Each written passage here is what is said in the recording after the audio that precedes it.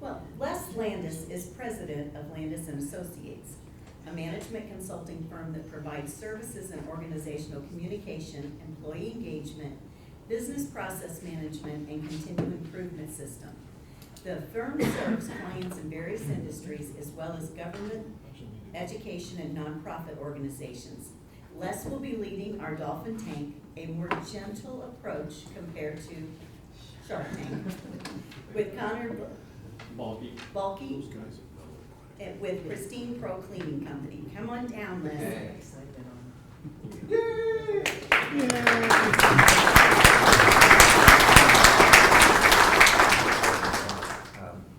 Not much more to add to what you just heard about what the Dolphin Tank is about. It's really an attempt to have a gentler, kinder approach to really helping people understand what it is that they can do to grow their business. So we're going to have kind of a three-part process here. These two gentlemen, Jack, what's your last name? Dickens. Dickens, that's right. I remember making the comment about Charles. Yeah. So I've worked with these two guys quite a bit to get them prepared for today's session. So Connor and Jack are going to talk about 5 minutes about their business. They'll give you some information, and you're going to have about 3 minutes to ask clarifying questions. Once you get those answered, then you'll have 10 minutes to show them how brilliant you are in helping them come up with ideas to further their business. So with that, I'm going to ask you to give a warm welcome to Connor and Jack. Oh, yes.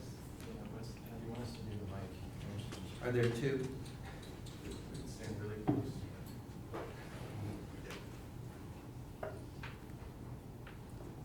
Just need to turn it on. Yeah, just need to Hold turn it it on. in 3 seconds. Yeah.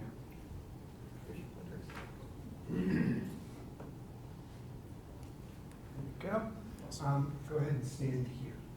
Okay. Thank you, guys.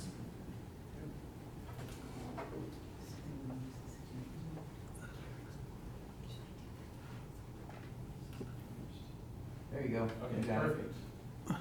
Well, first things first, good morning, everybody. My name is Connor Balke. Like I said, I'm Jack. And we are the owners of PristinePro Cleaning Company. So my experience comes from project management working for FEMA, specializing in crisis and disaster management.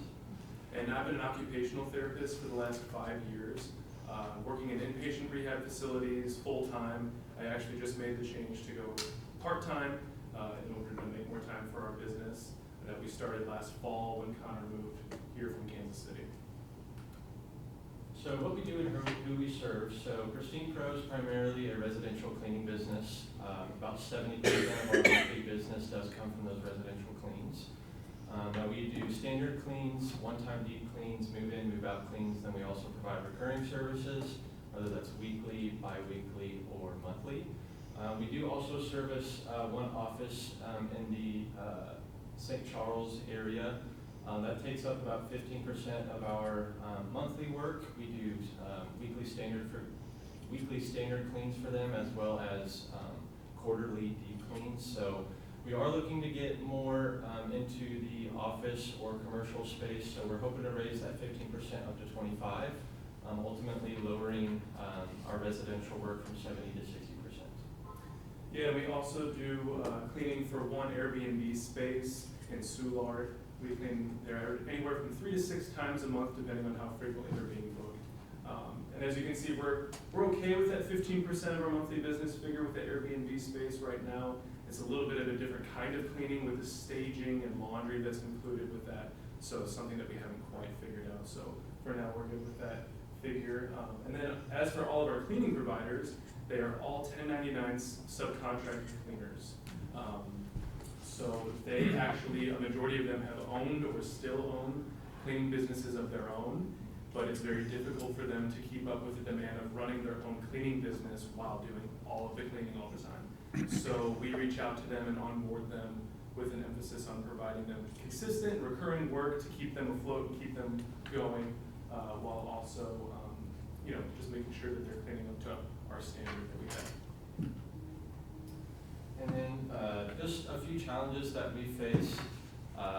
One of the biggest things is just targeting specific markets like those office cleans like you saw on the last slide, especially early on, we were taking, anybody that was calling, we were doing what we could to really kind of fulfill any job as long as it was within reason. So now that we are, almost a year into business and growing a little bit more, we are trying to really target those specific markets that worked out for us. Yeah, another challenge that we're having is navigating how to stay in front of the customer and engage them with our business without putting them off or deterring them. It's thinking, why is my cleaning company calling me all the time? I just wanted that one clean. Leave me alone.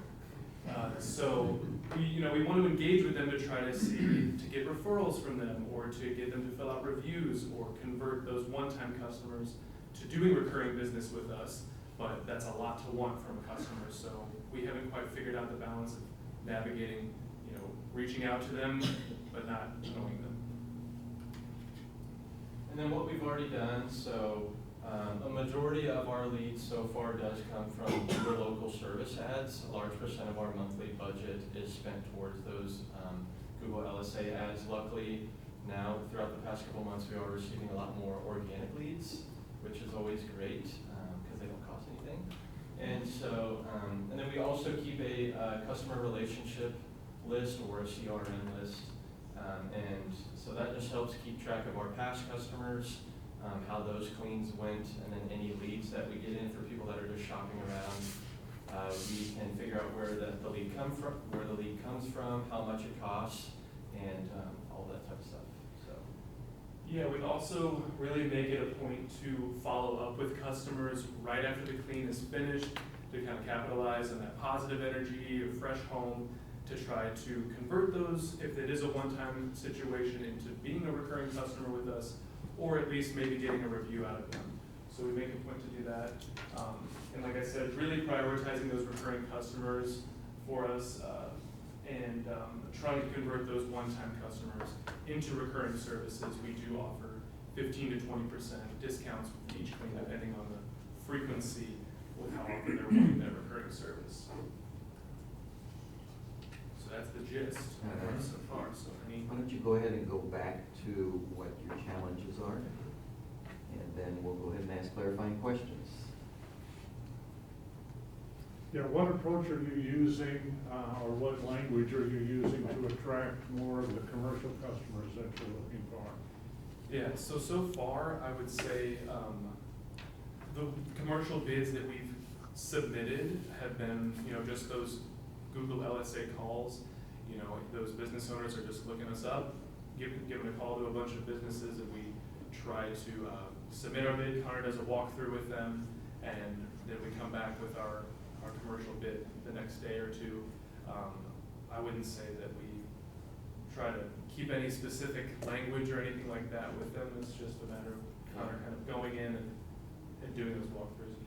Yeah, for me, I think walkthroughs are important because they get to meet myself, and I try to just build rapport with them and things like that. So, like it was mentioned earlier, people like to do business with people that they like and trust. So, instead of just talking over the phone, being there in person, shaking their hand, walking through with them, and building that rapport has been important for us. What percentage of your first-time customers do you actually turn into recurring customers? I would say probably anywhere between 5 to 10%. Yeah. Do you do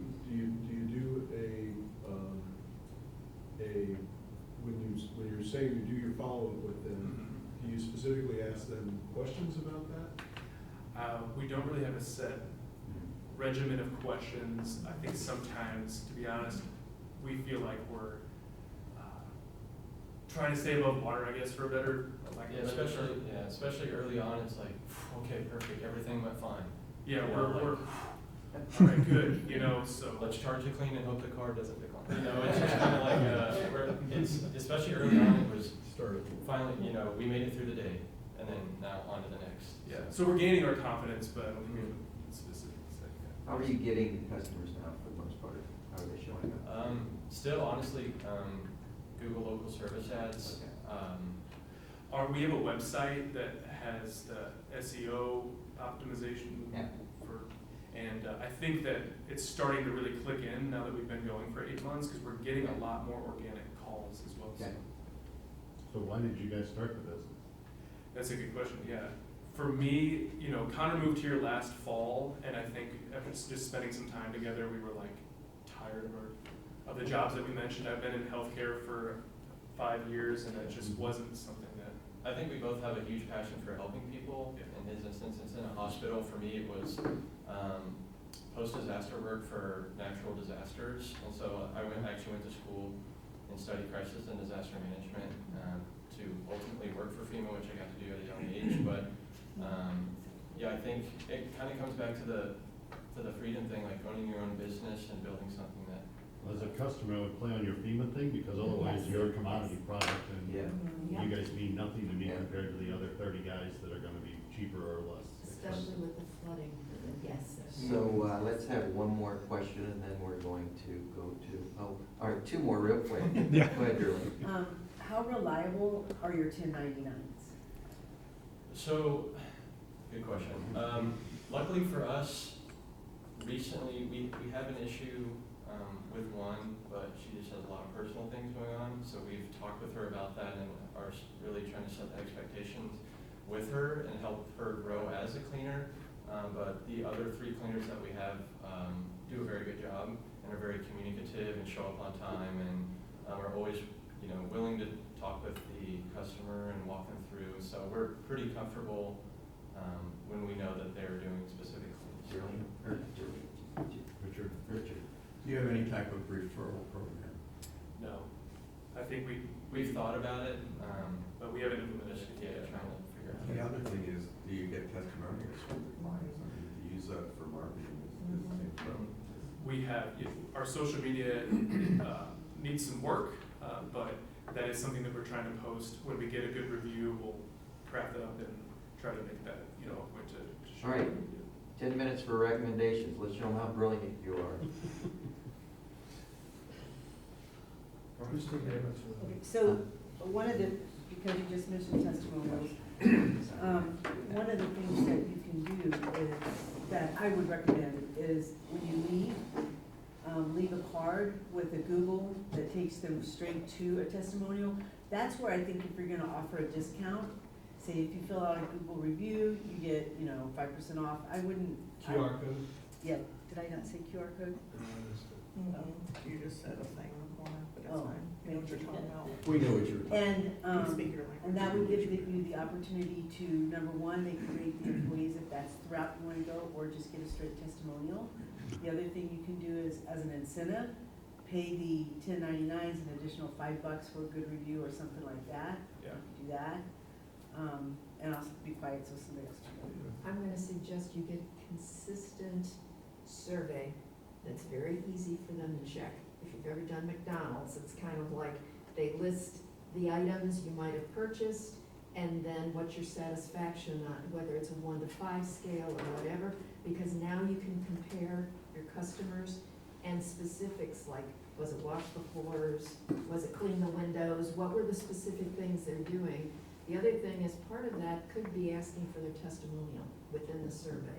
I'm not sure whether SurveyMonkey would work for you or whatever, but definitely asking for the testimonials, because like Richard said, eventually you might want to do some little print things to leave with the customer, and the print things could include some different testimonials from like a business that you're cleaning, what did they have to say, or it could be if you're doing residential or whatever, that you've got those kinds of testimonials.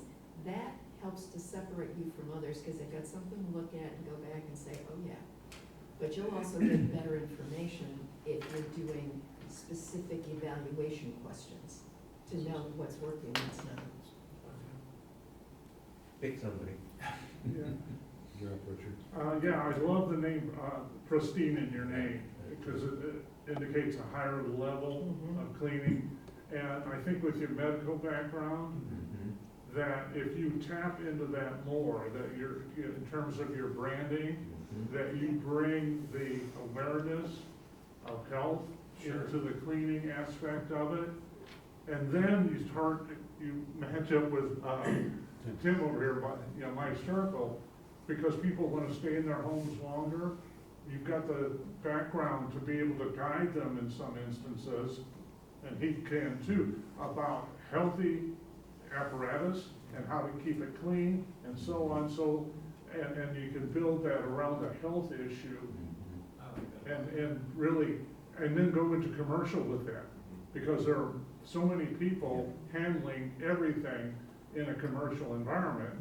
And when you have methodologies that take it to that higher level of cleaning, disease prevention, that sort of thing. Richard's next here.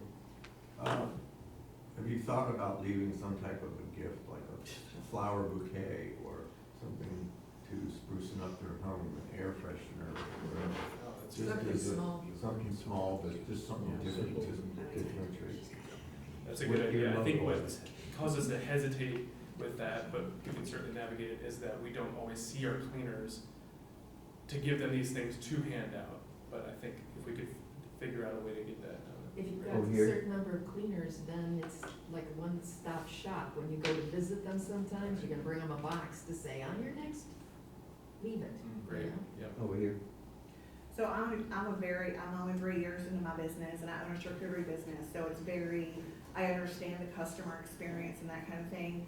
And I would highly encourage you I love the gift idea, something that will help them or something that maybe you guys use that differentiates you from those people, but also do a handwritten note. You guys are trying to stay above water, but you can do a few handwritten notes and leave them and just put them in the cleaners bags, and they can always leave a handwritten note with a QR code to leave a review, and then whatever object you decide.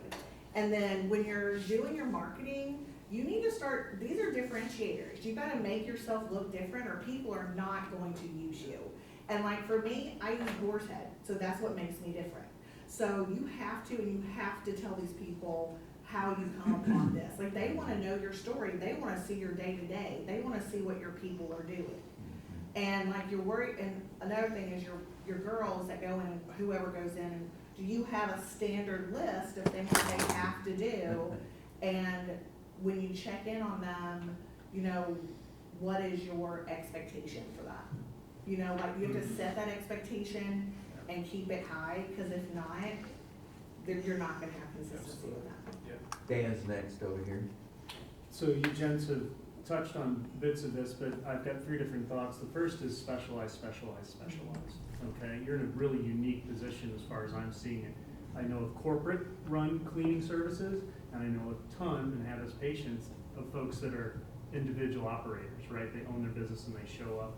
I see 2 professionals with a distinct value proposition, where you guys can play that up as it's been said. I know that's not unique, it's already been stated, but the next component I see is evaluating profitability. So looking at these different sorts of jobs. And do I ever understand, when you're first in business, it's when the phone rings, yes, we'd love to help you, right? Do you have a space that needs cleaning? Yes. But you mentioned working with an Airbnb and how that is a unique thing. My first thought was, how brilliant. It's a shame they're not in Naples, Florida, or someplace where there's tons of Airbnbs. And then I thought, no, it's great that you're not, because there's probably not another cleaning service that just specializes in that. And if you look at it and it was profitable and worthwhile, then establishing systems, so that you weren't at the mercy of, oh, they had renters come in, now we respond. It's, we have a standard, we show up and clean on these intervals for your Airbnb. Okay. Yes. Bill? I was just gonna say, if you look at the way housekeeping and house cleaning is done in hotels and motels, those people have a cart, and they, to your point, they do have absolutely a checklist, okay?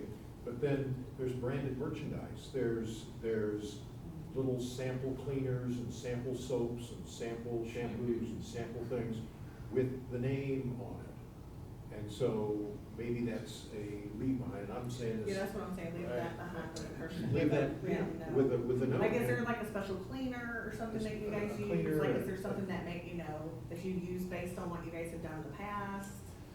So that it has your name there. Yeah. And your name is in front of them. Got it. So, anyway. That's great. Richard? And then, How many houses do you clean a day? So for instance, like yesterday we had 3, today we don't have any. So for the most part, the past couple months, we've had to clean almost every day, except for Sundays. We don't really clean unless there's like a specific need for it, but I would say at least 1 or 2 a day. Yeah. All right, so that's not that many. No. My question is, why couldn't each one of you go visit that and check it yourselves? The boss comes to see how well they did. Yeah, they do that. You two do that? I wouldn't say to every clean. Connor is definitely the boots on the ground guy. As I've transitioned out of my job, and I'm kind of trying to do all the background things. But the providers know who Connor is. But in terms of checking in more often, So I check my jobs every day. right? For No, 2 your reasons. hands up. Okay. One, I get to see what's going on, and 2, if there's a question from the homeowner. I mean, it's just another bonding experience. Absolutely. Stephen and Mark. 2 things I would suggest. First and foremost, really focus in on who you want your customer to be. Saying no is the hardest thing for business owners to do, particularly startup business owners. Having listened to you guys, I think you have a story to tell for like medical spaces, right? And medical spaces are proliferating throughout Yeah. the community. So, choose your customer and then go after that customer. That's number one. And diversify your marketing to that customer. So it sounds like you're myopic and only using Google. For example, if you're saying I want to clean, upper end residential homes, it's very easy to target residential homeowners, right?